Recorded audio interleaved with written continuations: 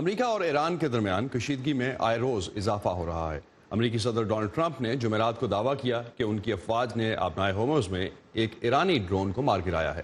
اس کے ساتھ ہی امریکی وزارت خارجہ نے ایران کی ایک سرکاری company Iran centrifuge technology company پر پابندیاں لگانے کا اعلان بھی کیا ہے۔ ندیم یعقوب ہمارے ساتھ ہیں اس وقت، ان سے ہم مزید جانتے ہیں کہ اس حوالے سے اور کیا اپڈیٹس ہیں۔ جی ندیم۔ امریکہ کے ساتھ ڈونلڈ ٹرمپ نے جمعرات کے روز اعلان کیا کہ آبنائے ہورمز میں تعینات امریکی بحری دستوں نے ایران کے ایک ڈرون کو اس وقت مار گرایا جب وہ امریکی بحری جہاز USS باکسر کے بہت قریب آ گیا۔ ایران نے امریکی دعووں کی تردید کی ہے۔ ایرانی وزیر خارجہ جواد ظریف نے نیو یارک میں اخباری نمائندوں کو بتایا کہ انہیں کسی ایرانی ڈرون کے گرائے جانے کے بارے میں کوئی معلومات نہیں ہے، اور ان کے نائب نے ٹویٹر پر ایک پیغام میں کہا کہ ان کے کسی ڈرون کو نشانہ نہیں بنایا گیا۔ جمعرات کو ہی امریکی وزارت خارجہ نے ایران کی سرکاری company Iran centrifuge technology company سے منسلک ایران، بیلجیم اور چین میں اس کے اثاثوں اور افراد پر تعزیرات کا اعلان کیا ہے۔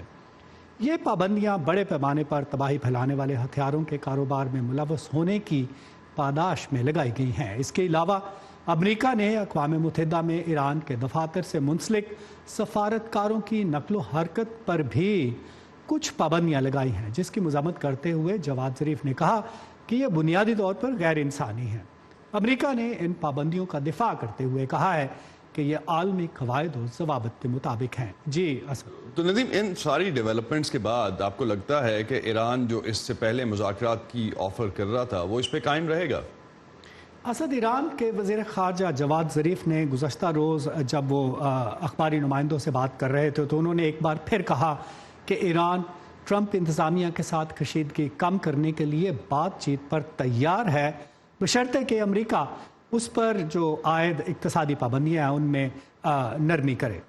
انہوں نے کہا کہ اگر واشنگٹن معاشی پابندیاں نرم کرتا ہے تو ایران عالمی اداروں سے تعلق رکھنے والے انسپیکٹرز کو اپنے جوہری اثاثوں تک پہلے سے زیادہ رسائی فراہم کر سکتا ہے۔ اس طرح کی پیشکش ایران پہلے بھی کر چکا ہے، مگر امریکہ کی جانب سے ابھی تک کوئی خاطر خواہ جواب نہیں آیا۔ جی Asad. Thank you Nadeem, thanks for the update.